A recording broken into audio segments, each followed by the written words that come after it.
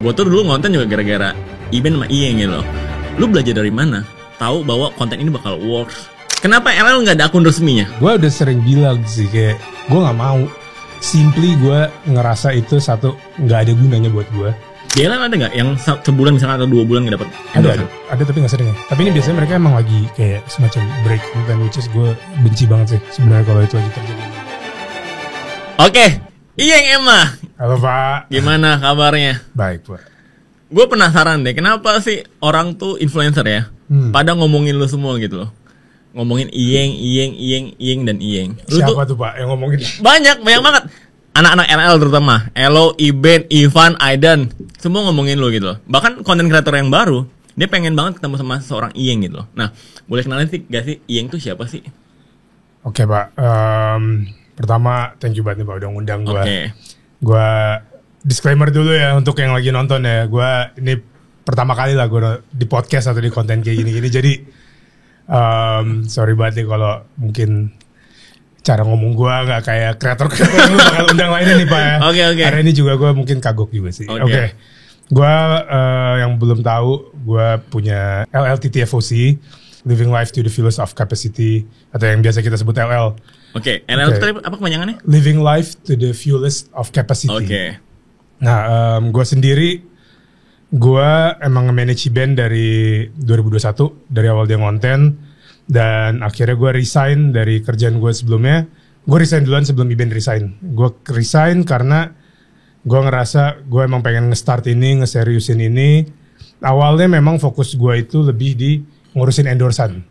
Tapi lama-lama makin kesini gue ngerasa kayak passion gue emang lebih di kontennya sih. Di ngejadiin konten kreator, ngeberangkatin mereka dari followers yang kecil jadi gede, dan akhirnya nge-manage mereka, mau itu dari endorsannya ataupun juga ya kerja sampai bisnis ataupun project-project mereka yang di luar dari endorsan itu sih. Nah, jadi lu itu manajer di LL atau yang punya LL atau founder LL? LL itu sebagai apa sih? LL itu basically talent management sih. Oh, talent management. Itu punya gue sama Iben. Oke, jadi ada 2 kepemimpinan nih. Ada lu 2 sama kepemimpinan. Iben. Nah, status lu itu sama Iben tuh apa sih sebenarnya? Di LL. Di LL dan Ini di luar dari sama-sama owner gitu. Ya, di luar di LL dan di luar LL. Gue, Iben adik gue. Oh, Iben adik kandung lu. Iben adik kandung nih. Adik kandung. Oke. Iben adik gue, dan kalau di LL sendiri ya start off-nya emang gue manager dan talent. Ini sebelum ada LL ya. Sebelum ada LL pun gue emang udah memanage dia lah.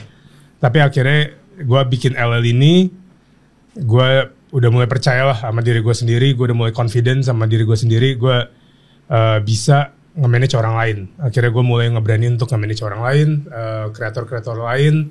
Sampai akhirnya sekarang gue nge-manage kreator lain, dan juga gue nge-edukasi banyak kreator sampai hari ini. Berarti Iben itu kreator pertama yang lo handle? Iben itu kreator pertama ya. Oke, yang kedua?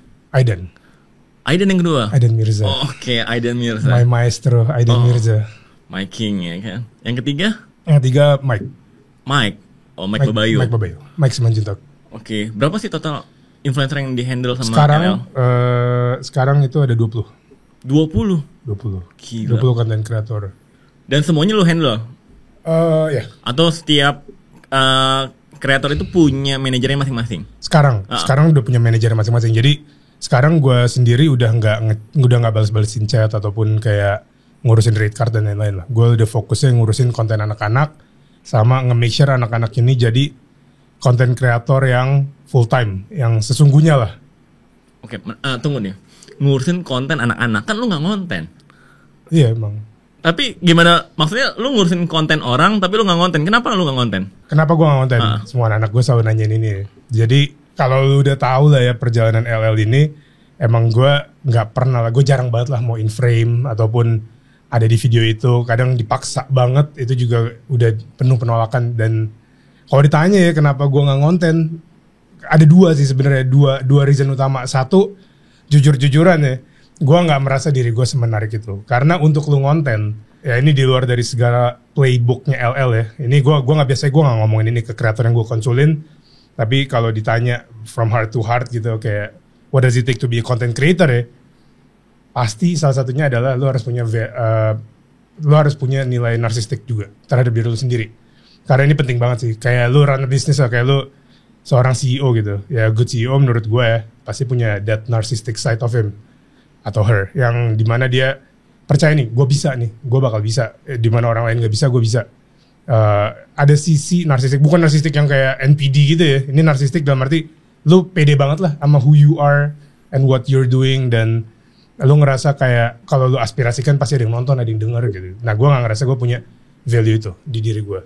Dan yang kedua yang jauh lebih penting adalah ini sebenarnya sedikit manipulatif sih. Ini the way gue ngebikin sebuah konsep. Jadi lo udah tau lah, gue gak akan terlalu ngomongin detail tentang content making di dalam podcast ini. Cuman kalau orang-orang yang udah sering ngobrol sama gue pasti tahu one of the rule di LL itu, di playbook kita sebutnya playbook LL. Di playbook ini 1,5 jam obrolan yang gue selalu kasih ke semua orang, ke semua kreator ataupun orang-orang yang dikirim ya, dari perusahaan atau apapun ke gue untuk ngebagusin kontennya mereka nih.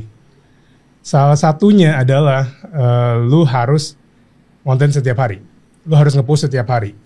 Dan ini gue di LL cukup militan tentang ini, kayak tentang lu lakuin ini, gue sebut lu lakuin, gue sebut lakuin. Dan ini udah 3 tahun ini ya polanya seperti itu, one way. Jadi dari gue ke anak-anak. Dan kalau gue ngonten nih Pak, the moment gue nggak ngepost atau gue ada mood-moodannya tentang itu, semua playbook gue ini jadi invalid.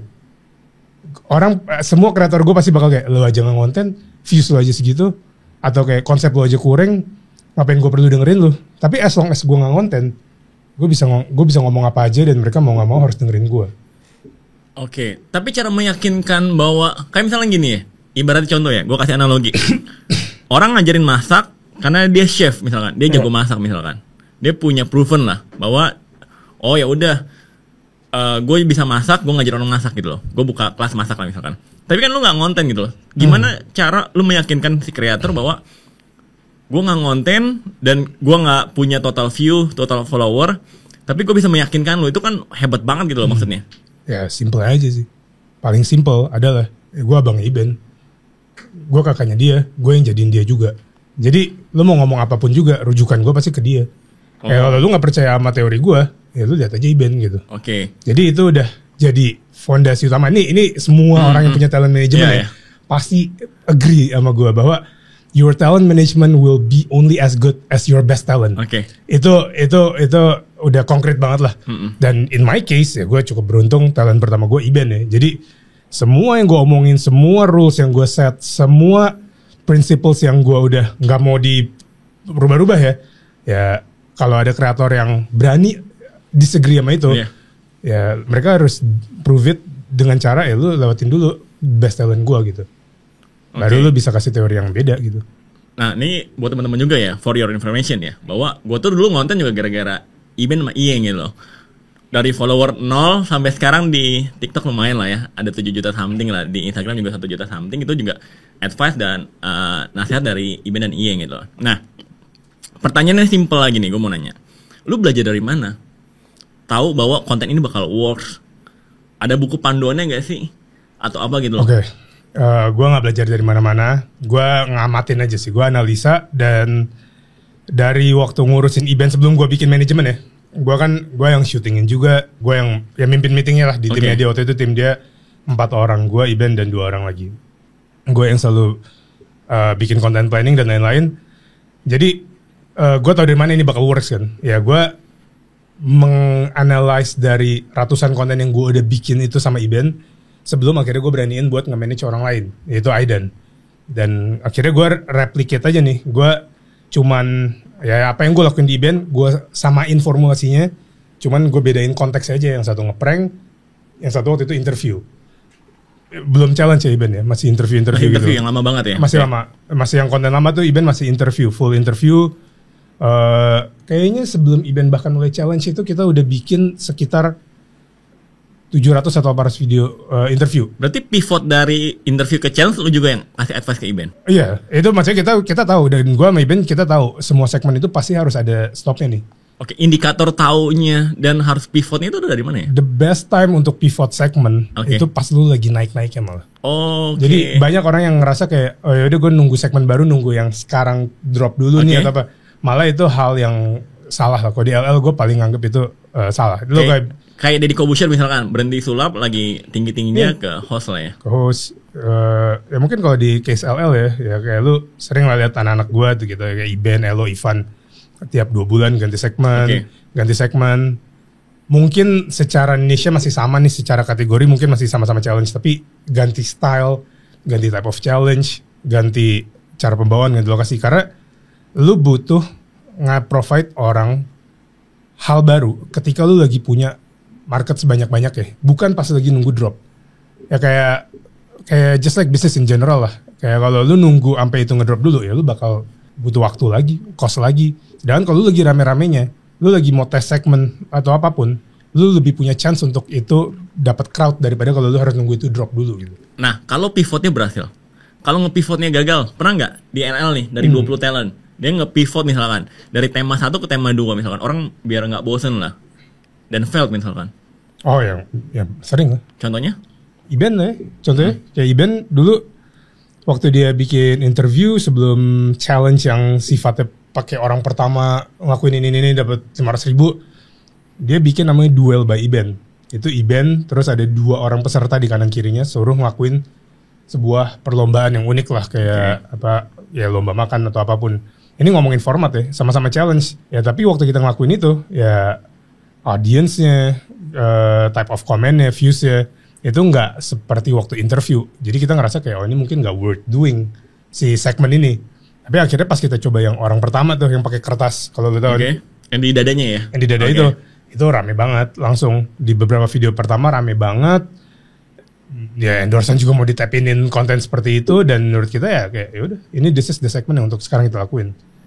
Dan menurut gue ya kalau lu tanya ada nggak segmen yang gagal, ya sering sih. Cuman kan ganti segmen tuh bukan berarti yang kan ada transisinya lah. Ada masa transisinya gitu. Jangan sampai langsung lu cut off juga nih yang lagi rame-rame. Lu coba, lu cicil.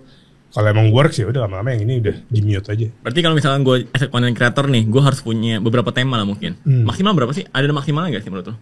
Oh gue sih selalu ngebatasin sih 3 sih at a time. 3 tema? 3 segmen nih. Oh 3 segmen 3 ya? segmen ya.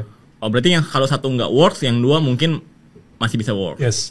Dan kan segmen itu kan juga relates ke produksinya juga kan. Ada segmen yang produksinya lebih singkat, lebih murah. Ada segmen yang jauh lebih time consuming secara produksi ya. Dan ada segmen yang lebih susah lah. Harus beli properti dulu, harus ini dulu, harus blocking area dulu. Jadi punya satu segmen ini ya belum tentu dia bisa ngepost setiap hari. Which is itu salah satu rules-nya di LL lah. Lo harus sebisa mungkin ngepost setiap hari itu. Di LL ada 20 content creator. Ada yang failed nggak?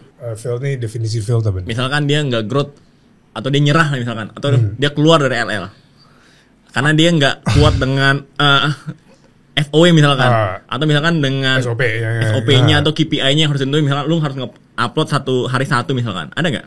Yang sampai keluar gitu. Enggak sih, maksudnya keluar karena reason itu enggak. Iya. Maksudnya enggak ada. Tapi karena gue nggak pernah keluarin orang juga gitu. Oh lu nggak pernah keluarin juga? Tapi udah ada yang keluar. Oh udah ada keluar, tapi bukan karena reason itu? Bukan karena reason itu. Karena the moment gue nggak pernah sih punya intention untuk keluarin orang based on itu ya, based on kayak oh lu nggak menuhin KPI, pasti gue bakal lebih ke negur aja sih. Tapi ya ada yang keluar ya mungkin karena. Boleh tahu gak sih siapa yang keluar dari NL? Tell the truth banget nih kayaknya. Loh, kan tell the truth. Yang udah nggak, yang udah nggak manage terus mungkin dia secara mandiri udah nggak di NL. Ini nggak usah pakai reason ya nggak ada reason ini orang-orangnya aja ya. Pertama tuh Iren Suwandi. Oh Iren Suwandi ya, dulu Iren tuh di NL. Iren tuh talent keempat gue deh. Talent keempat gue. Oh oke. Dulu anak NL juga ya berarti. Dia anak LL. Oke. Dia anak LL. Terus setelah Iren itu yang udah masuk dan udah nggak sama gue. Oh, an average student. Oh, an average. Ya, yang Surabaya ya? Yang Surabaya. Okay. Kan sempat ketemu kan. Iya. Nah, dia ya 6 bulan lah sama gue. An average. Terus Mike Babayo. Sekarang udah gak sama gue. Terus Enrico Firli juga tadinya sama gue tuh. Terus sekarang udah gak sama gue. Udah sih paling yang lain mungkin kalau gue nggak inget ya nggak se LL itulah gitu. Nggak salah itu. Gue lupa deh, gue nggak ada di pikiran gue gitu. Tapi Oke. I think ada 1-2 orang lagi. Kalau anak LL yang baru, Kenapa? yang baru masuk siapanya? Yang baru masuk, Yang baru paling banget baru-baru. nih. 2025 ya. 2025 gue baru 1 orang. Oh, baru 1 orang. Siapa? Haga Mars. Haga Mars. Mr. Haga. Oh, nah ini gue pengen validasi nih. Kata Iben kemarin di podcast pertama, masuk LL tuh nggak bayar. Ya nggak bayar. Bayarnya dengan persenan nanti. Oh, dengan persenan. Oh, tujuan untuk orang bisa masuk LL tuh, lu bangun LL tuh apa sih sebenarnya tujuannya? LL ya sendiri. LL sendiri sih ya buat bikin si talent management ini. Ya itu of course lah buat cari profit pada saat itu ya. Pada saat itu. Cuman di luar dari itu emang LL ini memang udah kayak community of content creators. Kayak tujuannya memang untuk memperkuat si perkontenan di TikTok ini sih. Ini visinya gua sama Iben itu adalah mempertahankan konten-konten ini supaya konten tuh dari orang-orang yang bahkan bukan di LL ya, termasuk orang-orang yang gue konsulin nih, kreator-kreator yang gue konsulin supaya mereka tuh punya sisi teknis yang sama lah, the way cara ngerjain kontennya, the way mereka menjadi kreator seperti apa, menjalani kehidupan sebagai konten kreator tuh seperti apa itu, setidaknya mereka tahu kayak kalau di LL tuh standarisasinya segini. Jadi kalau mereka ngikutin itu, seenggaknya setidaknya mereka survive di dalam ya menjadikan ini mata pencarian juga, di dalam mengentertain orang. Karena banyak kreator-kreator yang konsul ke gue ya, posisinya tuh mereka udah di jutaan followers dan mereka memang lagi stuck. Ya gue coba benahin sisi creatorship-nya sih, cara mereka menjalani hari-harinya, bukan kontennya apa nih. Karena kalau kontennya apa itu subjektif banget. Tapi kalau teknisnya nih, how to be a content creator ya, ini jujur nggak subjektif sih. Ini technical lah gitu. Oke. Kenapa LL nggak ada akun resminya? Atau misalkan kayak websitenya atau Instagramnya? Oh, itu gue udah sering banget sih debat sama orang tentang hal itu. Terutama sama anak-anak LL sendiri ya.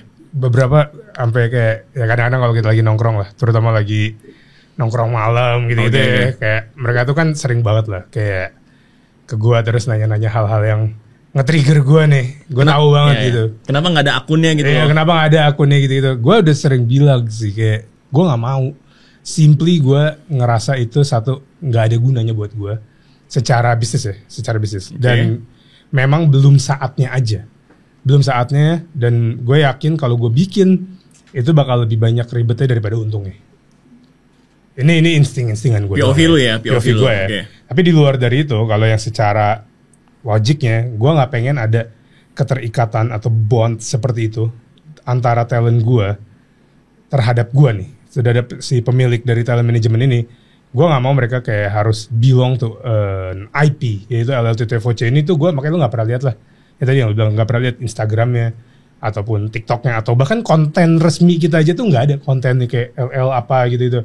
Mungkin bisa dibilang belum belum ada. Tapi sejauh gue ngelakuin ini, gue memang pengen keep it that way dulu. Karena gue pengen anak-anak gue ini gede dikenal dengan caranya sendiri, dengan kontennya sendiri, warnanya sendiri, dan tidak ada attachment terhadap satu sama lain.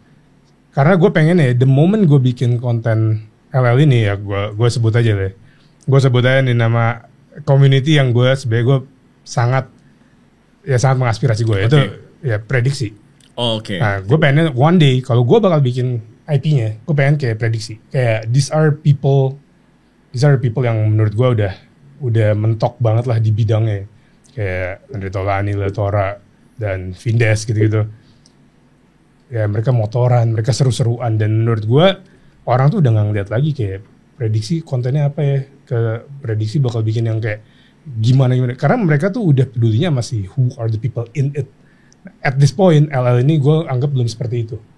One day kalau gue bakal bikin websitenya ataupun ya IP-nya ya, mengofficialkan IP-nya, gue akan lebih cenderung ke arah sana sih, daripada ini talent management, talentnya ada ini, kayak welcome ini. Gue no offense to anyone yang bikin seperti itu ya, which is itu menurut gue strategi bisnis, dan itu jujur mungkin sangat menguntungkan lah buat mereka. Tapi buat gue gak ngerasa itu ada perlunya sih untuk sekarang ya. Tapi kan itu kan dari POV lu misalkan. Tapi dari POV orang yang pengen belajar konten dan misi lu tadi tuh bikin TikTok tuh kontennya jadi lebih hidup lah misalkan dengan kreator-kreator yang lebih capable lah misalkan. Orang jadi bingung kalau nggak ada akun resminya misalkan. Gue mau masuk LL nih. Gimana gitu caranya? Ya emang lu nggak bakal pernah bisa daftar masuk LL gitu-gitu sih kayak. Jadi kalau orang mau masuk LL gimana?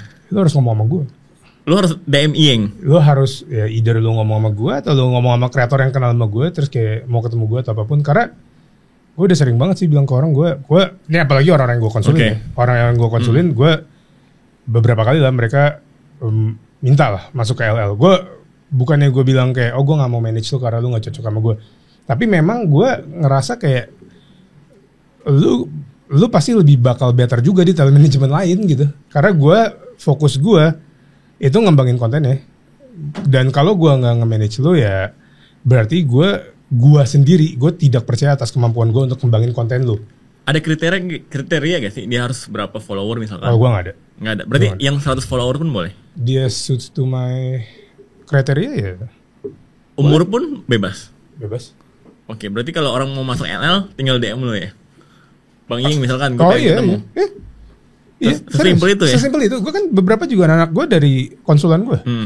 Beberapa ya, kayak Kevin Kusuma, terus Vanes, terus si Nathan Kubani. Ini orang-orang yang gue kenalnya di online, kenalnya di DM-an, kenalnya di event-event konten gitu. Jadi hubungan gue sama mereka awal ini bukan talent sama manager, tapi emang kayak yaudah si kreator sama Iyeng yang lagi nge-guide lah. Ada gak orang yang datang nge-DM lu nih, followernya cuman di bawah 1.000 deh misalnya, atau di bawah 10.000? Ada gak? Di bawah 1.000 lah, sorry. Ini lu ngomongin manage atau konsul nih? Manage untuk dia, bang, gue pengen jadi content creator nih. Banyak lah. Banyak. Dan ketemu? Enggak lah. Oh gue pasti bilang, sorry bro at this point sepertinya lu better ngonten dulu yang banyak gitu. Nanti kita ngobrol lagi aja. Oh. Karena gue ya kalau dia orangnya punya common sense ya harusnya dia tahu lah. Gue juga punya keterbatasan. Ya gue ada beberapa manajer kan ada 4 lah talent manager gue sekarang. Dan ya mereka nggak mungkin bisa nge-manage segitu banyak orang. Karena gue nggak pengen jadi talent management yang punya 200 talent, 300 talent gitu. Tapi gue nggak kenal mereka semua. Karena kalau talent gue semua gue kenal sih. Ada estimasi gak berapa talent yang bakal lo manage? Gue? Ya maksimum. Ini jujur dari tahun ke tahun gue tambahin mulu nih. serius. Berarti 2025 udah kebanyakan 20 talent nih? Udah kebanyakan. Jujur ya. Oke. Pada awalnya gue bilang ke Iben gue cuma mau punya 5 talent. Oh udah 4 kali lipat nih? Ini gue baru gue sendiri nih. Gue sendiri yang masih balesin chat, gue yang ngurusin konten. Maksudnya yang ngurusin tuh nge-guide ya. Ngurusin kontennya, meeting-meetingnya. Sampai akhirnya gue nge-hire 1 talent manager lah yang buat balas-balasin chat dan lain-lain. Semenjak ada dia, akhirnya gue kasih tuh ruang lah kayak buat talent baru lagi atau apapun. Karena gue kesen konsulin orang juga sih, jadi mostly gue kayak udah deh ini gue manage aja. Lama-lama akhirnya gue nambahnya talent managernya, jadi talentnya jadi nambah mulu. Nah apalagi sekarang semenjak gue endorsean ini yang ngurus udah istri gue, jadi istri gue Noni, dia yang ngehandle semua per endorsean nih sekarang. Headnya di LL untuk sisi job ya. Semenjak ada dia, semuanya ini jadi lebih terorganize lah. Karena dia dulu backgroundnya di talent management juga. Ya gue jadi kayak punya confidence untuk mau nambah pun berapapun gue ayo nih sekarang. Tapi jujur memang gue sangat mengfilter sih itu orang-orangnya siapa kreator ya. Target lu 2025 berapa orang? Gue 30 lah. Oh masih max. Masih ada 10 slot lagi. Masih ada 10 slot lagi teman-teman. Silakan yang tapi mau apply. Tapi kenapa gue ditolak masuk LL ya? Lu tuh gak ditolak Pak. Oh gak ditolak, oke. Lu tuh gue disclaimer doang di awalnya. Gue bilang kan gue bilang kan kalau kan ada botem tuh waktu itu. Ada botem ada novel. Gue bilang gue tuh bukan yang nggak mau manage lo. Kalau gue manage lo kan partner gue nih disambak konflik of interest Pak. Karena lu lihat lah gue sama anak gue tuh rada sadis aja. Gue kayak lu terakhir ngepost aja kapan coba gue tanya. Terakhir lu ngepost kapan sekarang gue tanya? 2 bulan yang lalu lah. Ya udah itu kalau di LL lu udah gue permalukan di WhatsApp grup pasti. Udah gue sampah-sampahin. Gue pasti udah bilang kayak lu gila-gila lu gak ngonten. Gak ngonten ya, gak ngepost bener. Udah pasti. Nah kalau gue harus masuk ke ranah itu sama lu Pak. Nanti Sambok bisa-bisa kita Enggak lah Pak, ini gue Pak. juga gak fokus konten lah. Kita fokus bisnis aja ya. Ada gak konten kreator yang lu pengen approach nih, misalkan, masuk LL dong, tapi dia nolak? Oh, yang gue pengen tapi yang udah terjadi nih. Yang udah terjadi. Yang udah gue yang lu approach, masuk LL dong. Approach. Gue bisa manage lu misalkan, gue punya ide bisa kembangin bisnis lu. Banyak sih Pak. Siapa aja? Ya gue sih jujur personally gue gak terlalu tahu karena sekarang yang ngechat udah pasti bukan gue. Oke. Yang nawar-nawarin gitu-gitu. Tapi yang kalau gue personally ajak masuk tuh ya nggak terlalu banyak sih. Tapi ada yang pasti mereka udah punya manajer atau mereka udah di sebuah talent management atau mereka lagi pengen sendiri dulu. Berarti ada juga orang yang nolak masuk LL ya?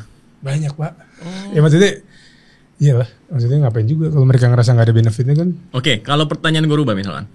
Kalau 5 content creator atau influencer yang pengen lu manage. Seru nih. Ini pertanyaan tersering anak-anak gue nanya gue. Ini bahkan obrolannya gini nih kalau Elo, Ivan gitu ya. Bang, lo buang 5 anak LL untuk masukin 5 talent impian lo. Gue kayak gue nggak mau ngomongin siapa yang bakal gue buang ya karena nggak ada anak-anak LL. Tidak ada anak-anak LL yang pengen gue buang. Oke. Nah, tapi kalau 5 kreator ya. Yang pengen lo tambah ada. Pertama ya, kalau gue bisa nge-manage orang di LL ya, ini Oza Rangkuti. Karena menurut gue kenal sama dia personally. Oke. Gue suka banget lah the way dia deliver konten, dia fresh banget apalagi untuk si stand up-annya juga, dan konten dia tuh ya berani lah, dia berani banget the things yang dia omongin, cara dia ngomongnya juga, dan ya seluruh dia all around lah, look ya, oke, pembawaannya oke, dan masuklah ke market manapun sebenarnya masuk, dan dia cukup vocal about everything. Yang kedua, Erika Ricardo. Oke, Erika Ricardo. Yes. Yang pelukis ya. Ya, ini FYI nih, ini beberapa orang yang gue bakal sebut ini termasuk Oza. Gue hampir bisa dibilang gue kenal mereka dan gue kenal manajer-manajernya. Jadi gue tidak ada niat ya. Gue cuman angan-angan nih. Oke, angan-angan aja ya, kan boleh dong. Ini fantasi gue lah. Okay. Pokoknya menurut gue dia all around player, dan dia dari hustle-nya, dari production level-nya, konteks-konteks yang dia selalu omongin, dan ya value-value dia lah kuat banget lah, dan obviously dia sangat retention time-nya kuat banget lah. Kalau dia ngelakuin apa, ngomongin apa, orang tuh sangat bisa dengerin gitu. Dia kuat banget lah untuk TikToker, itu dia impact-nya tinggi menurut gue untuk seorang TikToker. Terus yang ketiga mungkin Bang Ferry Irwandi. Oh, Ferry Irwandi, Yes. Oke. Bang Ferry, gue udah pernah ketemu dia satu kali doang. Jujur, waktu gue ketemu dia pertama kali, gue nggak tahu dia kreator. Gue udah ngobrol-ngobrol gitu. Akhirnya pas gue pulang, gue baru diceritain sama Iben kayak, oh itu content creator. Akhirnya gue follow dia kan. Semenjak gue follow dia, gue baru tahu nih orang itu siapa, dan gue amazed banget lah. All the things he make, semua ada storytelling dia, personal brandingnya, opinionnya, dan cara dia yang ngelawan ombak lah, dan semuanya itu gila banget, dan menurut gue itu bakal jadi tambahan yang kuat banget lah di LL. Yang kedua mungkin yang keempat Willy Salim. Willy Salim. Yes, Willy Salim. I really admire his hustle. Menurut gue dia termasuk orang yang ngimbangin event lah. The way dia produce things, pace-nya, dan gue bisa ngerasa lah nih anak bener-bener go beyond his capacity banget lah. Dia push banget nih, segala sesuatu dia push. Apapun, platform baru, semua konten dan personal branding, offline online-nya kuat juga, bisnisnya juga very good gitu kan, kayak stable. Iben bisa ngalahin Willy Salim. Ini dalam konteks apa nih? Kalau misalkan lomba berapa banyak follower? Kalau Iben mau mah bisa. Iben emang lagi nggak naikin followers aja. Oke. Jujur ya, bukannya gimana nih. At this point mah, menurut gue kalau Iben besok nih, lu kompor-komporin dia, bisa dia 100 million followers. Jujur gue, menurut gue ya. 100 juta follower? Yes. Gue pede. Triggernya biar jadi 100 juta follower apa? Rahasia dong. Nanti kalau gue kasih tahu semua orang 100 juta follower semua, Pak. Kan banyak cara kan. Ini kan cuma salah satu caranya aja. Caranya? Salah satu caranya. Dia keliling Indonesia aja. Keliling Indonesia. Kita campaign keliling Indonesia, kita bikin acara seru-seruan, kita ramein lah, kita challenge orang sana sini, kita bikin acara-acara ngobrol, ketemu, ya seru-seruan lah. Ya sama aja kayak dulu dia kan pernah keliling Indonesia tuh sekali, tapi cuma ke kota-kota besar nih. Betul. Itu ada 12 kota deh kalau salah. Ya itu signifikan banget lah kenaikan followersnya. Dan menurut gue sih kalau dia lakuin itu sekali lagi, tapi ya 34 provinsi itu disikat semua sampai ke raya jalanan yang mungkin lebih bukan kota besarnya doang ya, dia bisa tuh 100 juta followers. Oke, berarti konten kreator yang pengen 100 juta follower harus keliling Indonesia, salah satu caranya. Salah satu caranya guys. Yang kelima, the one and only, ini udah pasti lah, Selos. Oh, Selos. Yes. Selos, ZXZ, dia menurut gua he got everything lah. Dia kontennya bagus, bisnisnya bagus, personality juga bagus, dan gua kenal banget lah dia personally. Gua tahu banget lah what he's capable of lah. He's an excellent kid. Mantap lah nih anak. Kalau gua bisa nge-manage orang, gua bakal manage dia. Dari 5 kerucutin 2. Tadi yang gue sebut ya based on ranks lah, bisa dibilang. Berarti yang paling mau adalah Selos. Yes. Kalau gue ya, karena gue ngerasa banyak lah. Karena kalau gue mau nge-manage orang, terutama 5 orang yang tadi gue sebut ya, gue gak ngeliat kayak, oh ini endorsannya bakal banyak, kayak gue gak mikirin ke situ sih. Gue mikirin hal-hal yang bisa gue bikin sama mereka di luar dari endorse itu. Businesses dan impact, real impact ya. Kayak menurut gue, orang-orang yang gue bilang tadi, kalau gabungin sama power gue, kita bisa bikin impact yang kayak sambal bakar lah. Tapi dari 5 itu, udah ada yang lu pernah approach belum? Dari 5 itu? Belum ada sama sekali. Ini baru angan-anganan banget ya. Nah, kecuali Erika Ricardo ya. Kalau Erika Ricardo gue emang kenal nih sama manajernya. Ini temen satu kerjaan lah. Temen satu job nih. Tapi emang Erika punya manajemen ya? Punya Pak. Oh bukan punya manajemen, manajernya dia. Oh manajer. Kezia namanya. Jadi Kezia ini dia punya kayak LL juga lah. Tapi sih cewek-cewek mostly. Mostly cewek-cewek. Gue kenal baik sama dia dan gue selalu ngomong sama dia sih kayak, kalau bukan lo yang manage Erika, gue pasti bakal manage dia sih. Gue bakal usahain, gue bakal manage dia. Dengan cara apapun? Ya bukan dengan cara apapun, gue bakal kontak gitu. Pak, cara apapun kayak kesannya kayak gimana deh. Oke, menarik sih menurut gue. Dan 5 konten kreator yang tadi lu sebutin ya, menurut gue memang paling. Kalau gue jadi lu juga, ya gue pengen kerja sama mereka lah. Karena top of mind-nya saat ini ya mereka semua gitu loh. Benar. Nah, di LL, kan sekarang top nomor 1 konten kreator siapa? Iben ya? Di LL Iben. Menurut lu secara pribadi, kan ada 20 konten kreator. Siapa yang bisa melampaui Iben? Kan pasti mereka punya angan-angan dong. Gue gak mungkin stagnan dong misalkan. Atau misalkan gue sekarang di posisi nomor 5. Gue pengen dong jadi nomor 2, nomor 1. Menurut lu siapa? Gue gak pernah naruh ranking-ranking gitu betul. Pak. Nih FYI nih ya, biar lo tahu. Semua anak sama. Oke. Tapi kalau secara data lah ya, kayak followers, reach gitu-gitu. Menurut gue yang potensi itu ya, kalau nggak Elo, Dava. Elo dan Dava. Berarti jawabannya sama ya kayak Iben ya? Iben juga jawab itu kan? Iya, Elo dan Dava. Oh, kenapa nggak Ivan dan Aidan? Karena gue ngeliatnya yang hari ini ya. Per hari ini, pace-nya, pace quantity yang mereka post, dan impact secara konten ya. Secara, jadi kalau di LL tuh, walaupun kita fokus banget lah terhadap ngembangin akun kita ya, tapi kita ngeliat juga sih kayak apakah postingan-postingan kita ini di-post sama orang lain di meme page ataupun di berita ataupun di repost atau di stage lah, di segala-segala ya, karena itu juga mencerminkan seberapa relevannya konten kita sih. Ya kayak kalau konten kita ini udah mulai, konten kita atau kitanya ya, IP-nya sebagai kreator ini udah mulai dicomot, diambil buat dipakai buat keperluan konten mereka, menurut gue itu impact yang nggak bisa kelihatan di akun kita sendiri, yang kita harus lihat ya secara ya lo harus search juga gitu. Menurut gue Aidan sama Ivan ya mereka juga kuat ya kontennya, tapi belum di tahap yang bukan yang kreator yang kayak Elo atau Dava nih, yang banyak yang nge-repostin, banyak yang ngebuzzerin juga banyak gitu, kliperannya banyak, beredar di mana-mana gitu. Nah ini hal yang didesain dari awalnya juga sih Pak. Maksudnya kontennya memang very shareable gitu. Shareable dan repostable juga. Itu konten-kontennya mereka sih. Berarti kalau diajak buat bisnis atau brand baru, kandidatnya adalah Elo dan Dava. Oh ya enggak. Semua. Oh semua. Semua bakal gue bikinin bisnis satu-satu. Oke, berarti dari 20. Kalau Elo kan udah. Oh Elo udah ya yang hidden game ya. Itu sama gue tuh. Gue kemarin nanya ini sama Iben. Ben, orang jadi influencer tuh bisa kaya gak sih?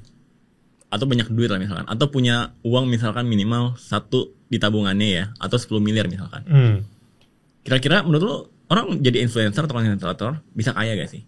Ya tergantung orangnya sih Pak. Hmm. Udah pasti. Itu sama aja lu kayak semua profesi lu tambahin kalimat itu pasti sama. Jawabannya tergantung orangnya.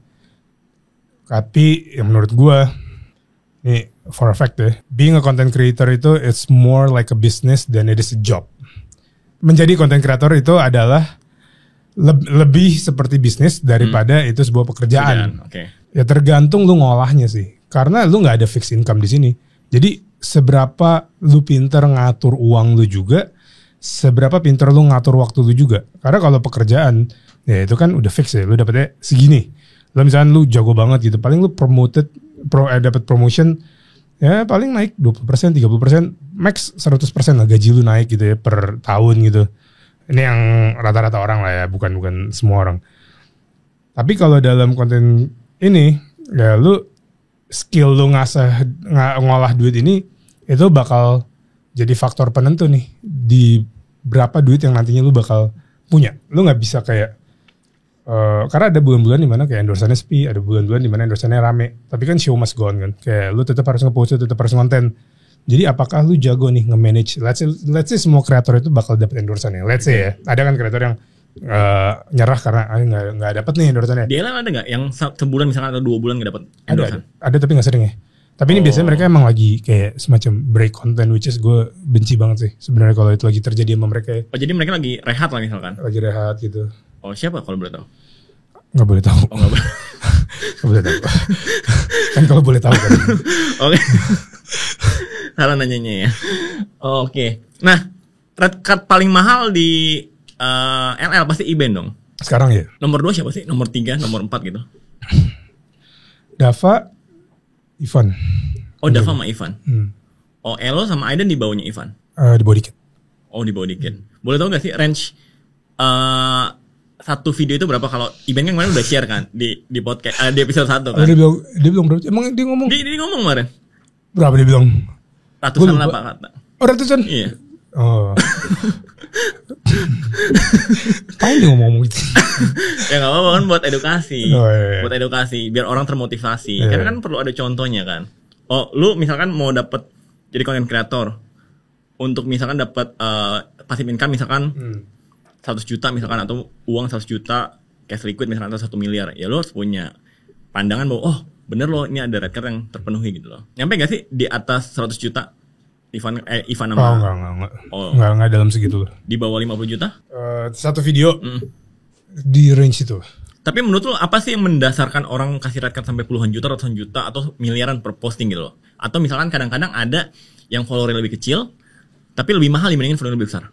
Itu ada hitungannya sih Pak. Jadi pertama pasti kita lihat dulu nih kalau yang pasti sih di LL tuh jumlah followers itu tidak akan mendefinisikan berapa red card lo. Okay. Itu 2015 kali lah itu zaman bala lah itu. Yang pasti lu bakal dilihat dari bisa dibilang 6 sampai 10 endorsan lu terakhir. Agency itu pasti bakal ngeliat ke situ. Lu 6 sampai 10 endorsan lu terakhir itu viewsnya seberapa, engagementnya seberapa, terus baru tuh kurang lebih. Jadi gini sih, misalnya lu ada satu harga yang lu udah nentuin harga lu ya. Misalnya harga gue 10 juta.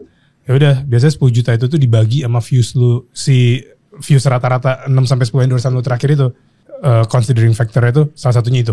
Okay. CPM ya, apa cost per minute rate-nya atau apa gitu. Gue udah enggak terlalu ngurus lah itu. Tapi estimasi lo ya. Feeling lo misalkan. Kalau view-nya 6 video berturut-turut sebelumnya di atas 1 juta, berapa red card-nya? Yang pantas misalkan.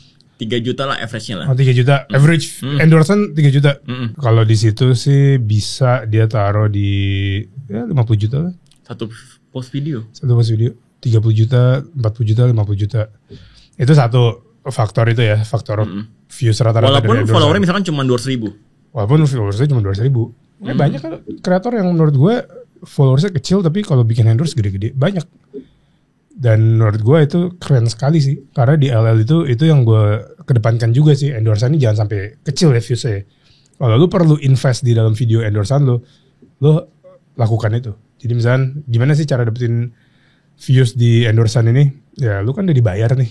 Lu balikin lagi dikit duitnya di dalam konten itu. Ada warranty gak misalkan? Kalau brand pengen endorse anak-anak LL, misalkan lu warranty misalkan 500.000 view. Gak ada sih kalau gue. Oh gak ada. Gue percayain. Maksudnya gue selalu bilang ke mereka, lu percayain aja lah sama kita. Yang pasti kita gak akan bikin yang setengah-setengah, yang kurang gitu. Kita akan mencoba yang terbaik lah. Karena kita juga nganggep konten endorse itu tuh udah kayak konten reguler kita. Dalam arti kita harus mengentertain orang juga nih. Kita tetap harus mengentertain orang. Kita harus bikin ini yang bagus, yang orang bakal share ke orang-orang. Sampai situ kita selalu nge-push itu. Karena banyak kreator, termasuk kreator yang termasuk kreator yang konsul sama gue ya, yang selalu underestimate value of ngerjain si endorsean itu sendiri. Kayak ya udahlah karena endorsean bikin yang seadanya, atau kayak jadi malah kurang gitu videonya ya, secara konteks, secara prop, secara lokasi. Malah kalau di gua di LL itu kita udah nggak mungkin sih kayak gitu. Kita kalau endorsean kita harus bikin lebih niat daripada konten reguler, karena ini berbayar nih, ini ada tanggung jawab nih gitu. Lu pernah negur salah satu konten creator di LL yang ngepost secara asal-asalan? Sering lah, semua anak-anak udah pernah kena ciprat sama gue. Dan lu pernah suruh ngulang gitu? Ini endorsean atau reguler? Endorsean. Oh endorsean, udah sering. Karena gue kan ada policy, Pak. Gue ada policy kayak di antara gue sama klien nih, kalau misalkan lu ada revisi, yang dimana revisi ini sudah, misalkan ini udah bukan, kita ada satu skrip nih, kesepakatan bakal video gini, tapi salahnya dari talent gue pasti bakal ada revisi, gue nggak masalah. Tapi kalau misalkan itu salah dari talent, ya dari klien, misalkan ini kita udah ngikutin sesuai skrip, ya itu gue nggak akan negur talent gue, karena ada harganya. Ya udah lu ulang aja, ada bayarannya kok. Tapi kalau misalkan talent gue salah gitu-gitu, ya gue pasti negur sih, lu lain kali jangan kayak gini ya. Soalnya ya ini merugikan lah buat semua pihak gitu, buat lu juga kayak gitu. Nah, kalau misalkan lu kan ngajarin mereka tuh copywriting dan sebagainya, tiba-tiba ada yang nggak setuju sama lu. Gue nggak mau pakai cara gue sendiri misalkan. Pernah nggak nemuin? Dalam bikin konten? Ya. Enggak sih. Nggak pernah. Apalagi misalkan ketemu influencer yang wataknya keras misalkan, dia punya idealis bahwa influencer talent gue tuh? Ya LL. Nggak mungkin. Bukan nggak mungkin ya. Nggak pernah lah. Nggak pernah lah. Sampai saat ini. Sampai saat ini nggak pernah. Oh. Nah, tentang pandangan lu nih, tentang orang yang bikin kelas dunia perkontenan. Menurut lu seperti apa? Ya, bagus lah. Oh. Dan nggak salah? Nggak salah menurut gue. Bagus. Bikin kelas-kelas gitu kan, kelas atau jualan e-book gitu-gitu, bagus, dan menurut gue berharap one day makin lama makin terlihat mana yang lebih bagus daripada yang lainnya. Karena untuk sekarang gue ngomongin vertical video sih, memang ujung-ujungnya pasti bakal ada satu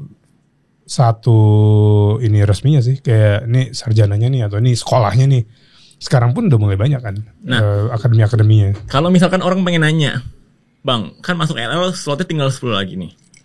Betul dong? Dan kontak lu juga, misalkan gue gak terima, gue harus belajar konten sama siapa? Lu kan tahu nih, beberapa orang yang bikin kelas perkontenan. Terus siapa yang menurut lu cukup bagus lah? Menurut gue, Sam Chris. Oh, Samuel Chris. Si influencer.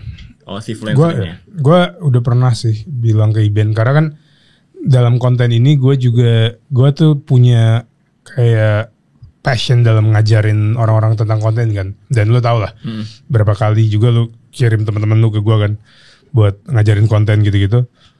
Si passion, ya gue tuh demen sih kayak ngajarin orang gitu. Apalagi kalau orang nih nganggep gue expert gitu di bidang itu. Dan gue suka gitu, kayak ada semacam kepuasan aja gitu. Nah, dan gue juga ngerasa itu bagus buat industri gue ya, industri si konten ini. Gue tuh bakal mengofficialkan sedikit lah tentang kelas gue ini. Gue akan lah mulai ngajarin orang, karena gue udah sering banget loh, Pak. Gue sering banget ditawar untuk dibayar nih. Udah berapa kali. Dan gue udah pernah dijadiin pembicara ya. dia jadi pembicara dan bayarannya lumayan lah. Itu buat kelas-kelas private gitu lah. Ada perusahaan dia lagi bikin training gitu lah buat karyawan-karyawannya atau top managerial level dan lain-lain. Dan beberapa UMKM yang udah ngirim orang marketingnya ke gue emang buat belajar konten. Karena kan gue ya kayak sampah gitu kan gue involve juga kan. Nah gue tuh bilang ke Iben, gue pengen ngajarin orang juga secara luas nih yang kayak publik terbuka kayak ada pendaftaran. Dan sepertinya at this point satu-satunya orang yang bakal gue gandeng itu si influencer, Sam Chris. Dan kalau lu ngajar mungkin secara tema atau konsep bakal sama atau bakal berbeda? Sama sih, gue pasti bakal ngajarin how to be a content creator. Mau dia orang marketingnya kayak, mau dia... Kalau lu buka secara official, berapa sih rate yang lu patok misalkan? Kalau gue bisa, ini satu sesi. Satu sesi misalkan? Kalau gue biasanya satu sesi konseling gue ya, itu 1,5 jam. 1,5 jam. Ya, gue udah set timer itu biasanya di HP gue karena gue juga gak mau terlalu oversharing biasanya. Selama ini kan gratis kan? Selama ini gratis. Nah, kalau misalkan official di komersil ini misalkan. Untuk 1,5 jam, one on one atau class lah, max 5 orang. Gue tuh max ngajarin 5 orang. Lebih dari itu gue gak mau. Gue bakal charge per satu sesi itu, kalau gue boleh jujur ya, gue bakal charge 15 juta, 15-20 juta lah. Worth it lah, 15-20 juta.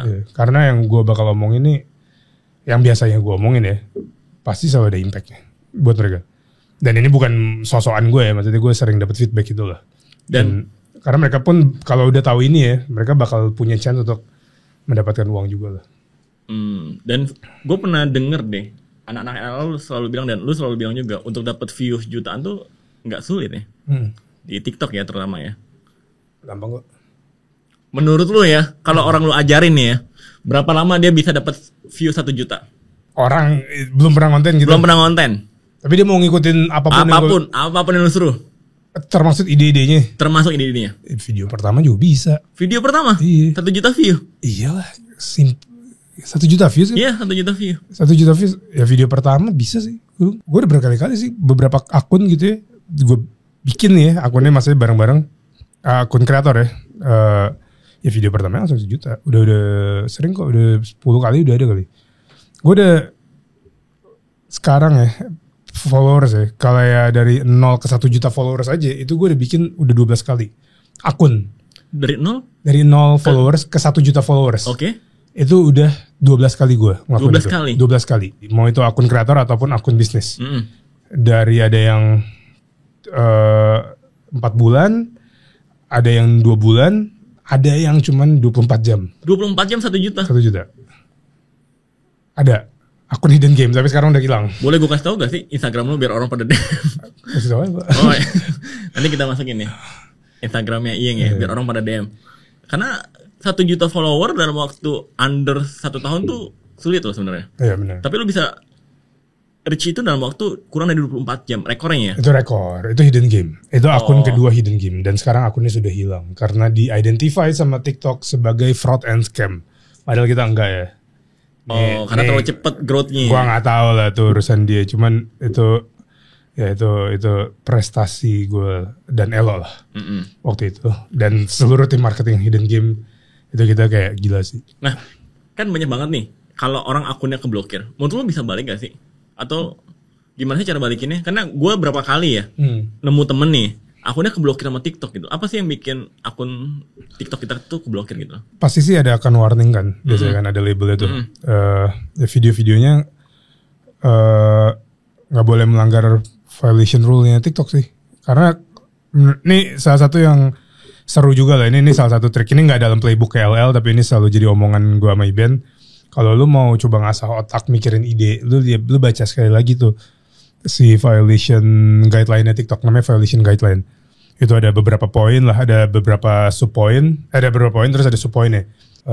Dangerous activity, terus ada banyak lah, ada fraud and scam. Ini pokoknya hal-hal yang kalau lu langgar, lu bisa kena nih. Nah, gue sama Iben selalu, kita udah baca itu berkali-kali lah. Kita tuh ngasah kreativitas juga ngeliat itu sih. Kayak, ada limitasi-limitasi ini. Yaudah kita jangan main situ, tapi berarti ini ada celahnya nih. Kita bisa seperti ini kalau kita ngomongnya kayak gini. Nah itu tadi kalau buat lu bilang ya, akun bisa balik atau enggak, itu tergantung violationnya separah apa sih. Involve sexuality ataupun minor abuse, walaupun lu gak ada niat ya, lu gak ada arah ke sana ya. Kebetulan aja lu rekam di jalan raya, terus ada bocil yang mungkin nggak pakai helm, ataupun bocil lagi ngerokok gitu. Itu yang di luar kendali lu. Tapi kan lu pas ngedit itu lu nggak ngeliat dan lu tetap post.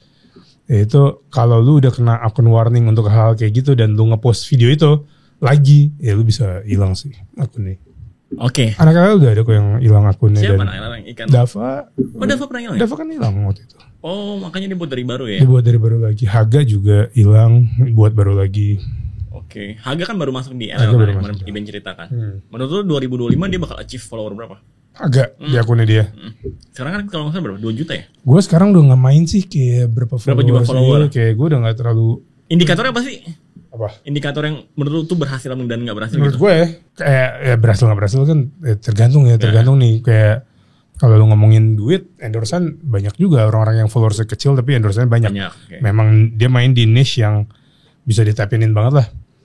Cuman ini kalau ngomongin account to account ya, dan ini not to generalize the whole content creating concept lah ya. Ini cuman buat jadi patokan lah. Jadi followers itu kan cuman tombol follow aja kan. Ya udah nih gitu doang. Itu tidak merepresentasikan apapun sebenarnya. Kecuali seberapa banyak orang mencet tombol follow itu. Ya kan? Tapi it's nice to have. Nggak bisa bohong gitu. It's nice to have kayak puluhan juta followers dan bahkan sampai ratusan juta ya hopefully ya. Kayak ya itu gitu doang gitu. Tapi kalau lu mau lihat sebenarnya akun ini serelevan apa sih? Sekuat apa nih akun nih? Akun ini sekuat apa? Lu lihat total likes aja. Itu kan ada tuh following, followers, likes kan. Kalau di TikTok ada kan. Lu lihat aja berapa likes. Misalnya lu mau compare kreator ini sama kreator ini GG-an mana ya? Oke. Ya kalau lu ngomongin konsep, lu ngomongin apa ya lu nggak bisa measure dari situ kan. Kalau lu mau ngomongin views, ya lu harus lihat analytics dia. Tapi yang lu bisa lihat itu total likes. Dan ini juga nge-represent seberapa banyak video yang lu upload juga. Jadi kalau lu upload banyak video dan video lu likable lah dan shareable gitu, dibandingkan lu postnya dikit gitu, tapi yang kayak gede banget likesnya, kemungkinan besar masih banyak kan sih yang kuantitinya banyak ini, karena dia nge-postnya banyak. Oke. Jadi kalau lu lihat jumlah likes di akun orang, itu merepresent dua hal sih, seberapa banyak orang yang likes video-video mereka, dan juga seberapa banyak video mereka yang ada di dalam akun itu sendiri. Kayak gitu. Makanya kalau compare anak-anak LL sama anak-anak LL deh, sesama anak LL, mau lihat nih bagi sebenarnya posisi mereka sebagai akun bukan kreator ya. Akunnya ini kekuatan mana? Gue lihat total likes ya. Berarti lu setuju dengan orang yang berpandangan bahwa quantity ini lebih penting dibandingkan kualitas video? Gue untuk di dalam Ngepost dalam TikTok konten ya? ya bukan lebih penting ya, tapi tidak kalah penting. Tidak kalah penting. Tidak kalah penting. Quantity ini penting banget, kayak lu harus coba sebisa mungkin untuk ngepost sesering mungkin. Makanya kalau video lu ini adalah video-video yang butuh produksi 2 hari 3 hari untuk satu video, maka menurut gue pribadi ya, sepertinya either lu harus melangkah sedikit tingkat kesulitan dari video itu sehingga lu bisa ngepost sehari satu, atau lu harus domplengin dengan konten-konten yang memang sifatnya bisa direkam post cepat, karena lu butuh pace quantity yang banyak di dalam akun lu ini. Karena lu bertanding dengan banyak jutaan video lainnya dan lu harus show up every day. Lu harus kelihatan setiap hari. Lu harus orang lihat muka lu, gitu. Oke. Yang gue mau nanya nih secara personal. Iben kan populer banget, terkenal banget.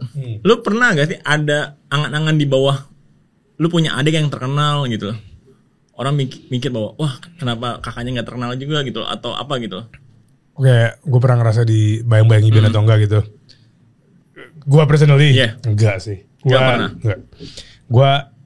Gue sangat bangga sama dia dan gue sangat ngerasa ini orang memang ya dia partner gue lah. Even before TikTok ya, even before konten pun. Lu berapa saudara sih? Gue bertiga.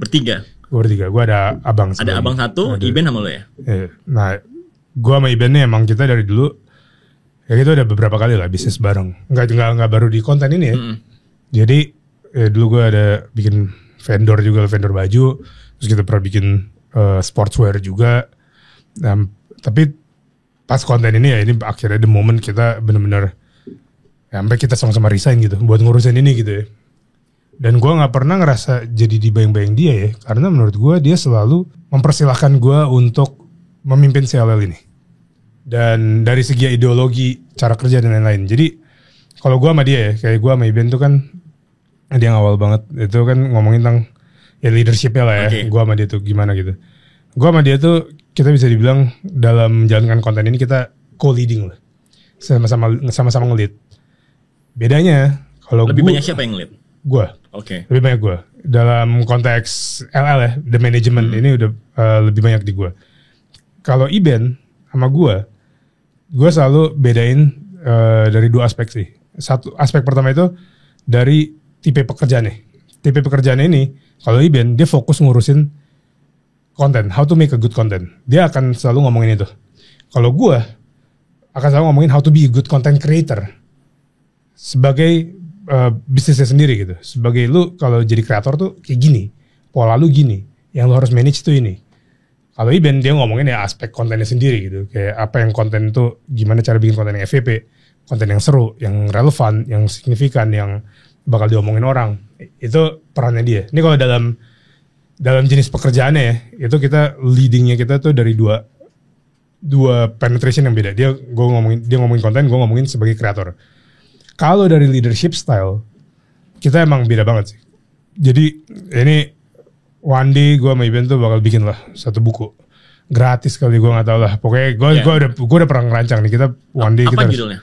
Judulnya nih ya, ada 3 lah. Oh, ada 3 judul. Tapi gue cuma bakal ngomong satu doang nih. Ada gue gak mau terlalu kayak anjing mimpi banget lo bikin buku 3, bikin buku 3. Tapi buku yang paling gue bakal bikin itu ya ini tentang si leadership style ini. Yaitu boss versus leader. Boss versus leader itu kan sebuah pemahaman sebenarnya ini dari meme juga, dari dulu sih udah ada sih, kayak apa sih boss tuh kayak gimana. Boss tuh kan kayak seakan-akan reward and punishment lah, terus one way, satu arah komunikasinya. Terus boss tuh pasti ya set by rules. Kalau leader on the other hand, leader tuh kan ya set by example. Terus juga akan turun tangan ke dalam pengerjakannya, lebih memberikan aspirasi dari sisi ya tadi yang gue bilang, memberikan contoh gitu ya. Nah, tapi itu kan seakan-akan kan kalau leader tuh yang bagus, boss tuh yang jelek gitu ya, quality-nya. Padahal enggak. Padahal menurut gue ya boss, there's a good boss, there's a good leader, there's a bad boss, there's a bad leader. Tapi memang boss sama leader ini memang beda banget sih, distinctive apa quality-nya. Itu kayak dari ini secara kata aja udah beda banget gitu, kayak ini tuh bos gue atau ini leader gue. Itu udah beda. Nah, gue sama Iben sangat meng-apply itu tanpa kita sadarin ya. Dan kita gue pernah bilang lah, gue pengen bikin satu buku tentang leadership. Ya itu The Great Collaboration Between Boss and Leader. Dan itu tentang gue sama dia lah dalam menjalankan semua ini. Lu pernah berantem tapi sama Iben? Tentang pekerjaan ini? Enggak pernah. Tentang LL kan? Tentang konten gitu-gitu. Enggak yang signifikan sih. Kita kalau berargumentasi sering ya, hampir setiap hari. Tapi kalau sampai berantem enggak. Oh, walaupun beda pandangan tadi kan? Iya, walaupun beda pandangan dan beda prioritas juga ya. Tapi gue gak pernah sih sampai berantem sejauh ini ya. Hopefully gak pernah lah. Kalau berantem sama orang berdua pernah mungkin. Pernah gak sih? Gak tahu nih kan adik kakak kan. Gue no comment. Siapa tahu kan mau cerita kan masa kecilnya atau dulu pernah berantem berdua ya kan? Enggak guys, kita cinta damai gitu. Oh, cinta damai, oke. Menurut lo ya, konten yang bakal populer di 2025 konten seperti apa? Karena kan mungkin di 2024 bagi-bagi uang, kindness, ya kan itu kan populer banget. Di 2025 mungkin bakal switching kan, bakal nge-pivot nih. Apa yang bakal? Ini bukan tren kan, ini kayak bakal populer aja. Bakal populer. Prediksi lo lah. Gue termasuk orang yang tidak mendidik anak-anak gue untuk ya kayak memprediksi tren atau kayak keep up sama tren gitu-gitu ya. Tapi kalau yang gue lihat dari 2025 ini yang gue rasa ya, konten ini akan semakin raw lagi sih. Semakin raw, semakin apa adanya, semakin bener-bener ya udah semakin raw, semakin real, pasti akan semakin kuat. Tapi dari sisi produksi, gue ngeliat ada perubahan yang lumayan signifikan nih kayak kualitas video. Dulu tuh kan TikTok kan not the place buat lo keren-kerenan kan videonya kan. Nah ini emang sebenarnya rada kontradiksi sih. Kan gue bilang rada raw itu kan. Keren-kerenan tuh maksudnya terlalu entertain banget lah. Secara produksi videonya ya dari kamera. Sekarang tuh gue ngerasa si TikTok ini orang udah mulai appreciate konten-konten yang gambarnya ini jauh lebih tajam, degrading bahkan degrading. Kalau dulu kan mungkin kalau intro entertain tuh nggak naik ya. Nggak naik kan, lebih suka yang raw dari sisi produksi ya. Jadi raw yang gue maksud bakal makin raw itu lebih dari sisi konteks nih, dari sisi konteks ya. Tapi dari sisi produksi, gue ngelihat orang-orang akan berlomba untuk mengupgrade production level mereka. Ya kayak lu bisa lihat lah sekarang orang-orang kalau konten udah pada pakai mic semua kan. Padahal dulu waktu awal event konten ya, zaman 2021 sedikit orang yang peduli tentang audio gitu. Gue nggak bilang ini gara-gara event ya, tapi maksud gue orang lama-lama aware kayak audio kayaknya kalau makin bagus, impactnya makin bagus ya. Lama-lama orang secara kolektif sadar gitu bahwa quality ini ya lama-lama jadi perlu diimprove dari sisi produksi ya. Jadi itu sih kalau gue lihat konteksnya akan semakin raw dalam arti orang akan lebih ngomongin apa adanya nih, benar-benar apa yang ongoing apa adanya, terus juga lebih fokus ke hal-hal yang terjadi di dunia. Di TikTok ya, yang lagi ongoing di dunia daripada yang kayak fantasy creation gitu lah yang scripted dan lain-lain. Ini gue ngomongin TikTok ya. Tapi production levelnya akan meningkat. Berarti mungkin makin sulit ya? Enggak juga sih. Enggak juga ya? Kalau lu ada orang kayak gue ya. Enggak. Maksud gue kalau lu bisa mikirin ini dari cara yang teknis terus ya. Jadi orang tuh sering nggak mikirin dari cara yang teknis. Mereka tuh ngerasa kayak, oh gue pengennya gini, gue pengennya gitu. Padahal tuh kayak lu pengennya gini gitu.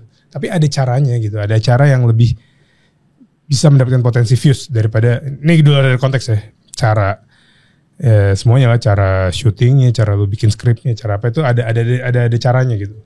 Dan ini yang harus di learn by doing sih. Oke, Iyeng Emal. Iyeng Emal, terakhir, tell the truth dong. Konten yang lu suka di TikTok. Waduh. Gak ada, Pak.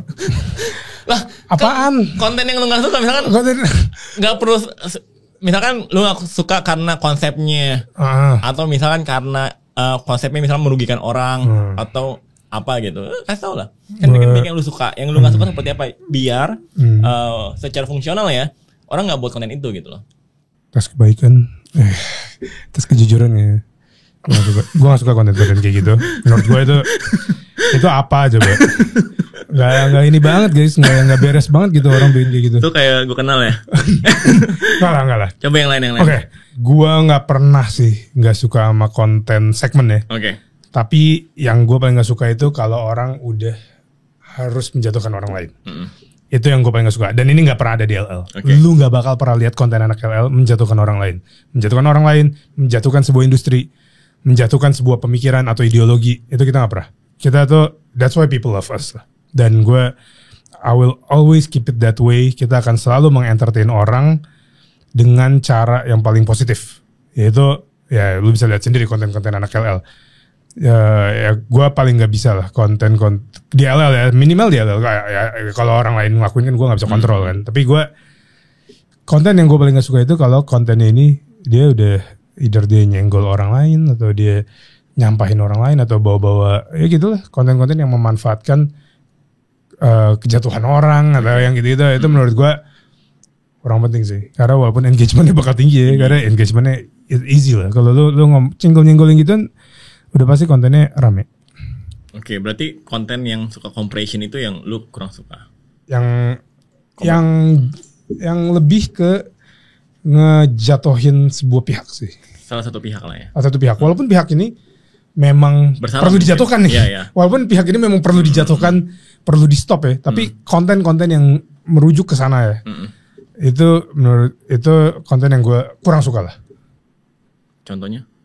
Contohnya tes kejujuran. Terima kasih. Thank you.